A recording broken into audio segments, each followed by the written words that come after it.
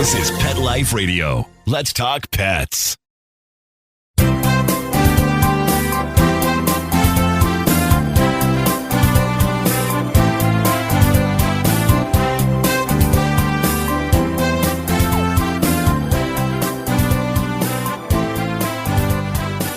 And welcome.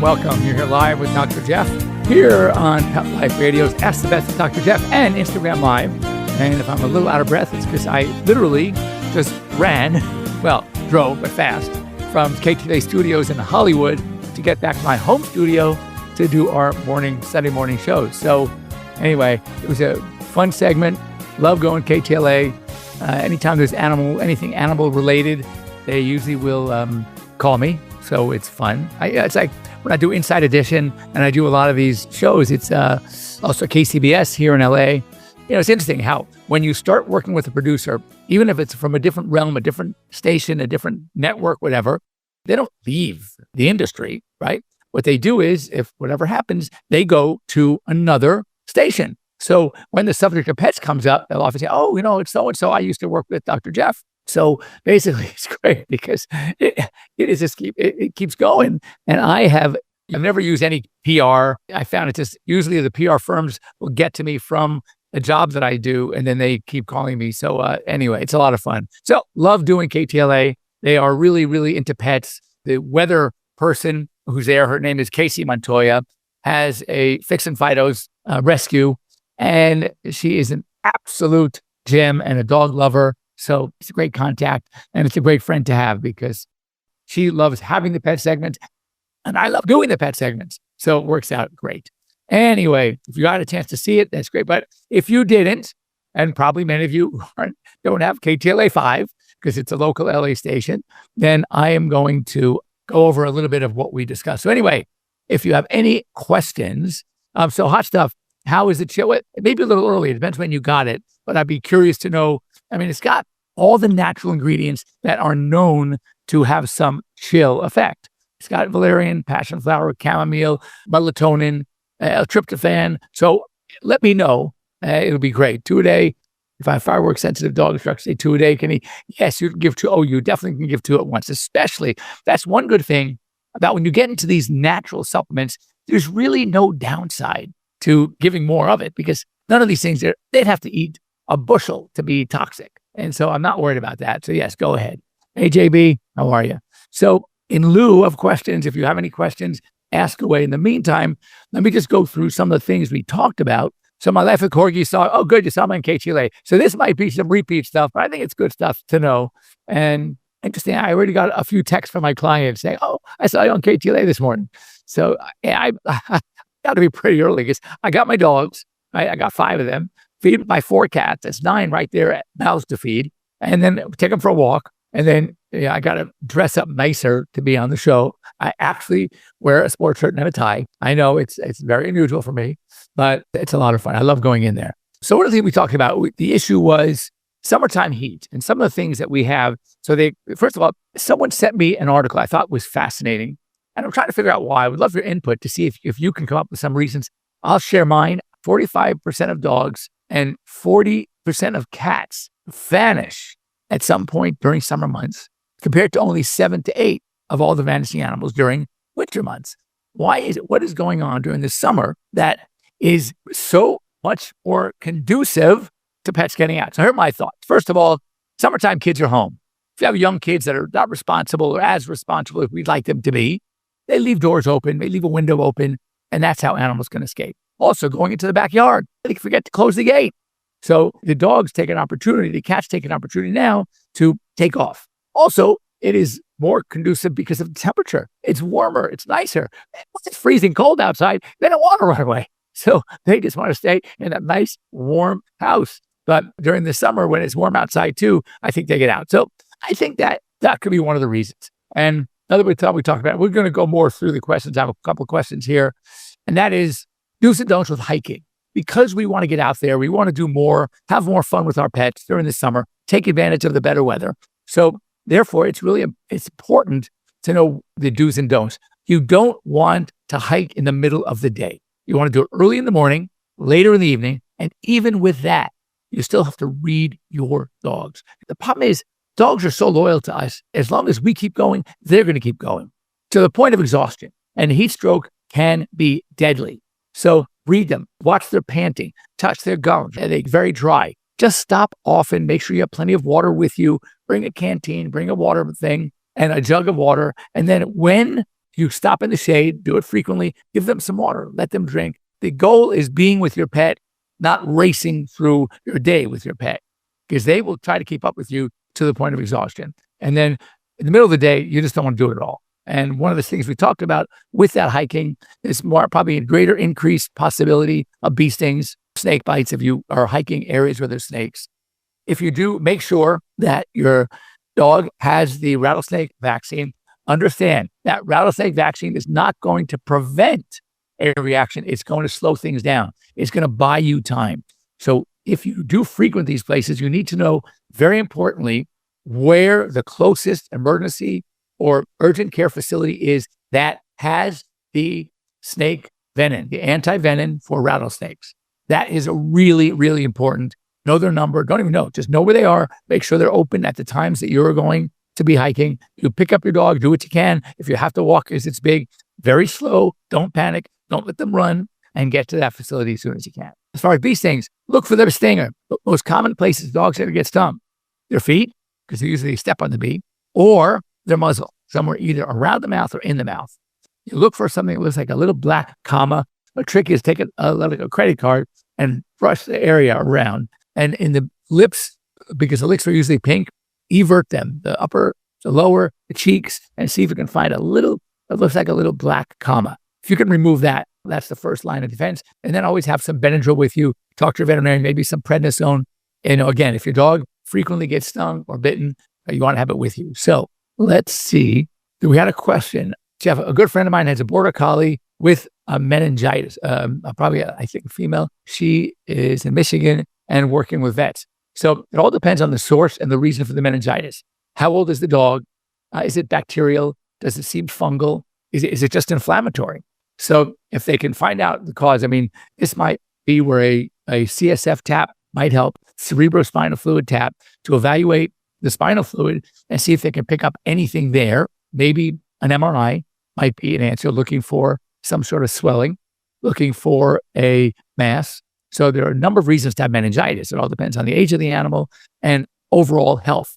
And then the treatment is specific to the meningitis. Now, of course, any kind of brain lesion is not a good thing to have, most likely serious. So what I recommend working with a veterinarian, probably also either a veterinary neurologist or at least an internist.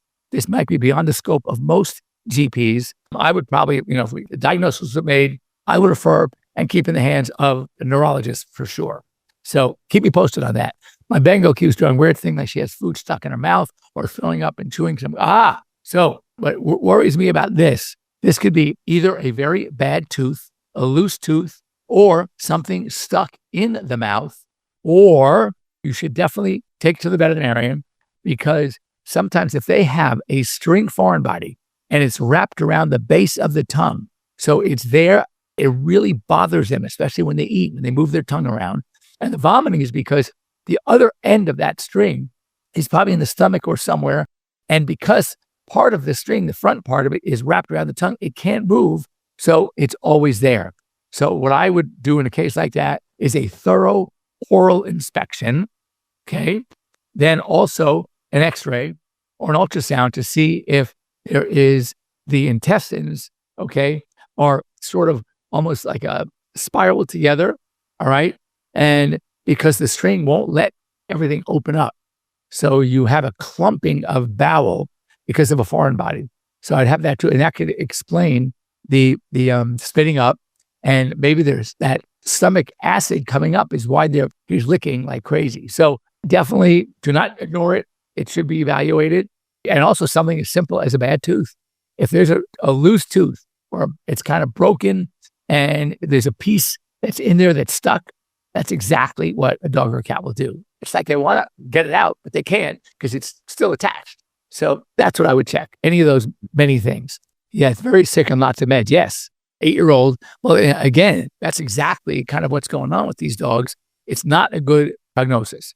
All right. So whatever is going on, understand that you're sort of against the 8 ball.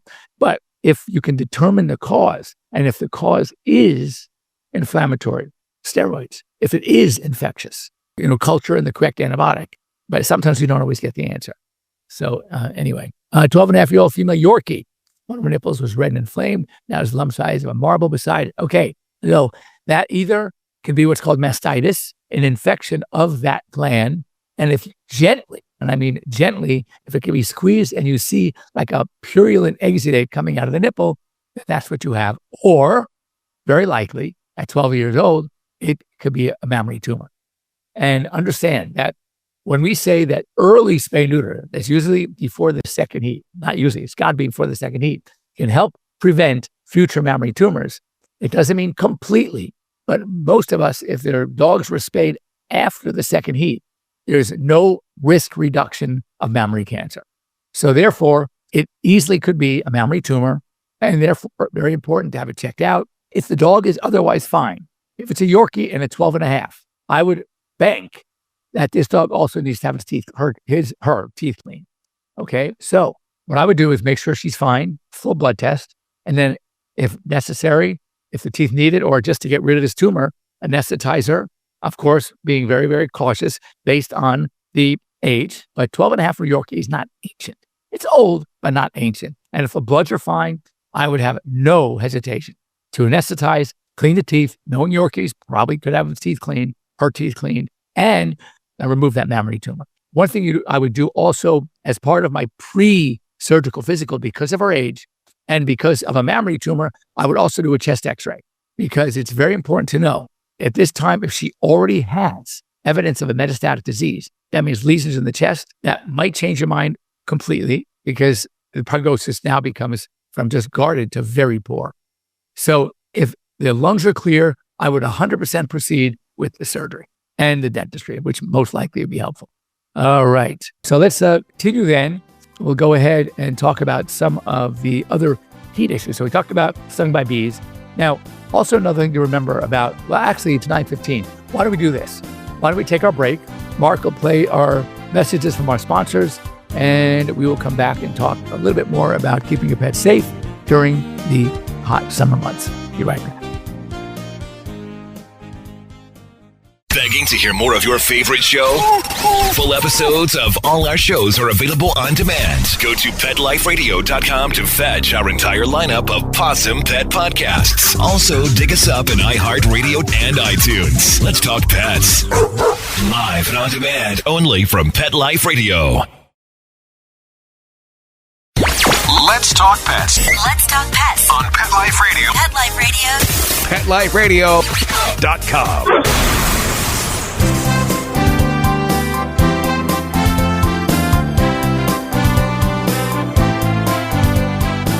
And we're back live.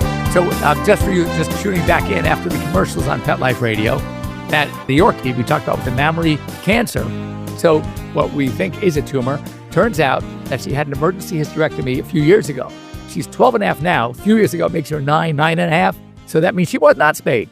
So this is a perfect example. This is the commercial. Why? If you have an animal that's a non-breeding animal, you have no intent of breeding her, you should probably have her fixed.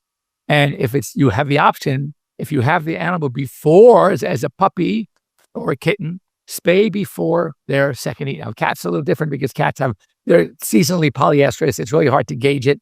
I would spay a cat when once all their teeth are in, it's safe to spay them. You want to wait till about a year, that's okay. But with dogs, their first heat, depending on what textbook they read, is around 7 months of age. Could be 8, 9. Large breeds sometimes don't have their first heat till 11.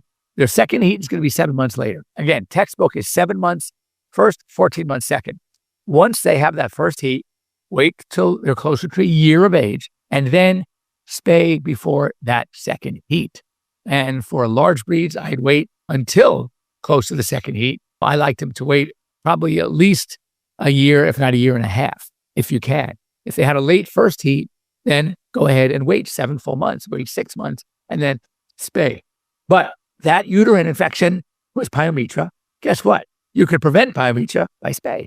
And if you spay before that second heat, you can 80-90% chance of preventing mammary cancer as well. So it's a win-win-win, and you don't have to worry about anything. Not to mention, spaying a very sick cat to do that pyometra surgery, right, is at risk. It's a risk.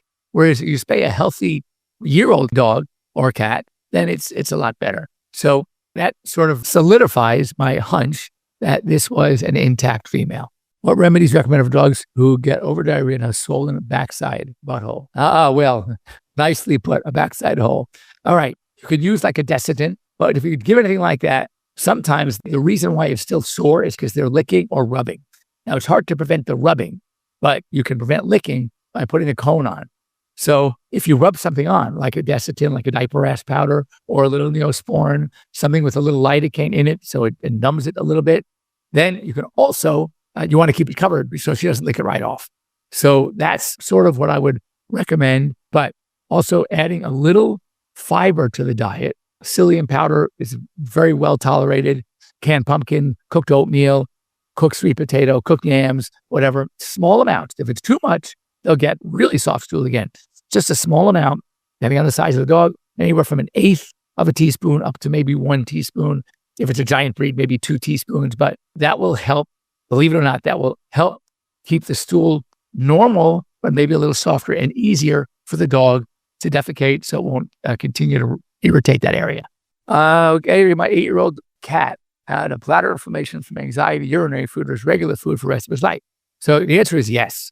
If they're doing well on the diet and you have a good mix and the good mix is working, keeping her balanced, then you can feed that for the rest of his life, not a problem.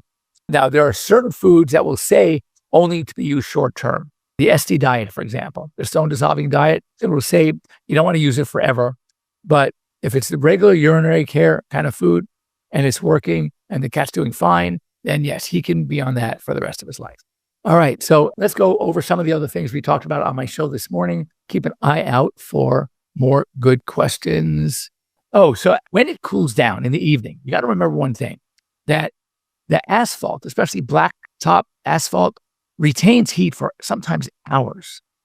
So you want to know that if you're going to walk your dogs in the evening, which is good, either stay on regular cement, like sidewalk, grass, gravel. If gravel is kind of hard on their feet anyway. But if they're going to walk on asphalt, you still might want to think about some sort of paw protection. And that could be either adhesive pads that go right attached to the paw, or it could be little booties with the rubber bottoms. If you're going to use booties, don't keep them on longer than just for the walk. If the booty is that rubber material and the whole booty is rubber and then you kind of seal it on top with the Velcro, that does not allow feet to sweat. And that's not good. So they sweat, but all the moisture stays in there and it's a problem. It's not evaporated. So if you're going to do those booties and leave them on longer term, let's say you have a dog, it's outside, it's hot, you want to get the kind that have the bottom, all right? But the top is either a mesh or a knitted material, and that way at least the feet can breathe, or you just get the pads with pads, the feet are wide open. So that's good. Getting a summer cut. That's a good one. So should you or shouldn't you shave your dogs down for the summer? And the answer is no. And here's why. That coat keeps the heat in when it needs to be in and keeps it cool when they need to be cool. So it protects the dogs from the heat and it regulates their temperature. In the winter, it keeps the dogs protected from the cold and it regulates their temperature as long as the coat is healthy. Now, if it's very matted or if it's an unhealthy coat, the skin is bad, then yes, you got to do something. But healthy coat is protection. Now, if you want to shave, don't shave, do it what we call a summer cut. They still have the hair, still going to be protective. And interestingly, some dogs, especially white dogs with really pink skin, if you shave them, then their skin is more exposed to the sun. And yes, they could actually get sunburn. In fact, there is a problem we call collie nose discoid lupus. It's like a sun-induced type of cancer or sort of inflammation from sun and needs to be treated. And for these dogs, that's why we recommend using sunblock. If you have animals, dogs, cats that like to chill in the sun and they like to be on their back, and you notice they're very the inguinal area doesn't have a lot of hair. You want to get some sort of spray sunscreen, anything like a 50 or 60, and spray it on. Don't let them lick right away, and that'll provide some protection against sunburn. Dogs and cats can get sunburn. If you look at cats, it can get a cancer, squamous cell carcinoma on the ear tips, because the ear tips and the temporal regions in cats don't have a lot of hair protection, sun protection. So therefore, again, it is something that does happen. We need to be aware of it and do what we can to prevent it. My cat has bladder inflammation. Is now they're moving to another home. Well, we can say bladder inflammation from anxiety. If it's truly that, then try some anti-anxiety medication. You can do trazodone. You can put them on Buspar. You can put them on Elavil and keep them relaxed. You can do something more natural, like a supplement that has any of the natural chamomile, passion flower, valerian root, melatonin, L-tryptophan, anything that we know kind of keeps them calm. You can try that as well. Sometimes if it's really bad and you want that medication, anti-anxieties, like, as I said, trazodone, Buspar, fluoxetine, amitriptyline, which is Elavil. So speak to your veterinarian, and that should be a big solution to the problem. Okay. All right. So let's do some more. Okay. What about the beach? What about the beach? That's also a scary one. The beach itself, first of all, as you know, anyone who's run across the sand on a hot day, man, that sand is hot. If it's hot for you barefoot, it's hot for your pets. So keep that in mind. So again, let's go back to the booties, the late night hot asphalt booties. You want to get some sort of foot paw protection in the sand. Now, if it's not that hot, if you can walk across comfortably, chances are soaking your dogs. And sometimes it's just a matter of getting down to the water area. But what about ocean water? And what about sand? Are there other hazards? And interestingly, yes, there are. One thing is called sand impaction. So you're throwing tennis ball, you're throwing a frisbee. As that frisbee hits the dirt, hits the sand, the tennis ball rolls before they get it in their mouth. It's covered in sand. Once they have their saliva on it, so now it's wet, and the wet even hold on to more sand. And they put it in their mouths, and they inadvertently are ingesting a lot of this sand. Now, if it's a little sand, probably is okay. It's going to pass, and you'll see it on the other end. But if they get a clump at a time, or it sits there, and they keep chasing after that ball, and you're not giving water, fresh water, always bring fresh water with you to let it help pass, then it's going to clump up in the stomach or somewhere in the intestine, and it can cause a sand impaction, which is a blockage. That's a problem. So you want to make sure that you give them plenty of water, let them take a breather. Don't let them run and ingest too much sand at once. Secondly, ocean water. Ocean water, as you know, is very salty. When they take in a lot of salt, the salt in the water, as it gets absorbed into the bloodstream, now it sort of holds the water so the water can't escape. It keeps the water in. So they're drinking more, but the salt content is not letting the water release through the intestine. It is staying, so they get some diarrhea, but they get clinically dehydrated.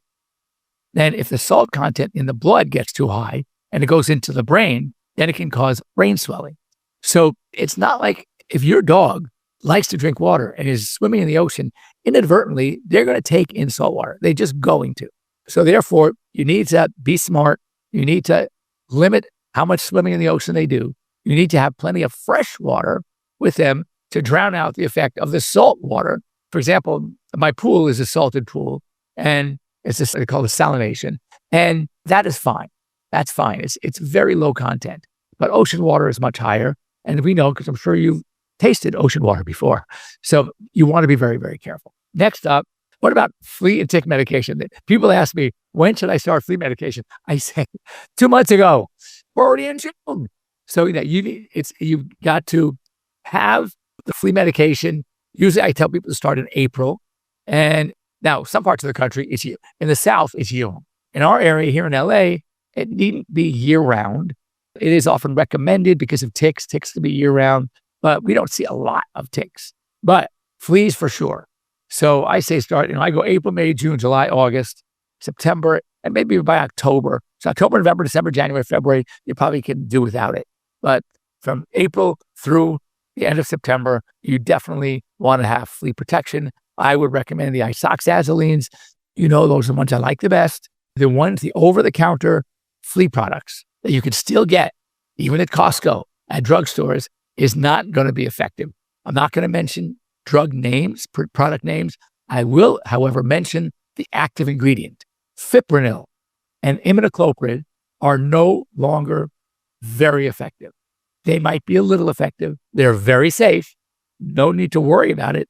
But they've been on the market for almost probably 20 years. And you don't have to give an insect 20 years with the way they breed and multiply to develop resistance. So, these same companies, had they been up to date and changed formulations and done research and not rested on their heralds and kept the exact same formulation, maybe they'd still be good products. But they're the same. So fipronil, imidacloprid, I used to love them. They work so well, but right now they are not effective. You need to look for the isoxazolines. You need a prescription from your veterinarian, and you can still get them. Like I know that Costco, for example, has a lot of pet products. So many pharmacies will still have pet products. And quite frankly, now you can get them online. You can get them on 1-800-PET-MEDS. You can get them on Best First Choice. You can get them on Chewy. So talk to your veterinarian, call in the prescription, and you can actually pick up these medications. They are effective.